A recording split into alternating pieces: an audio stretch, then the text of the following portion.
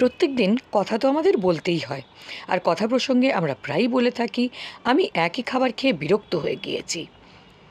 সে একই কাজ করে বিরক্ত হয়ে গিয়েছে।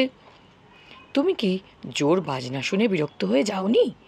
এই সবেতে আমরা বিরক্ত হয়ে যাওয়া দেখতে পাচ্ছি। আজকে আমরা দেখব কোনো কিছু করে বিরক্ত হয়ে যাওয়াকে ইংলিশে বলে fade up of. Fade up of. দেখুন কিছু উদাহরণের মাধ্যমে। আমি একই খাবার খেয়ে বিরক্ত হয়ে গিয়েছি। I am fed up of eating the same food. I am fed up of eating the same food.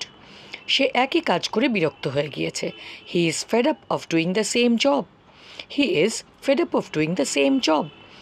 এবার দেখব এই ধরনের সেন্টেন্সের ফরমেশন।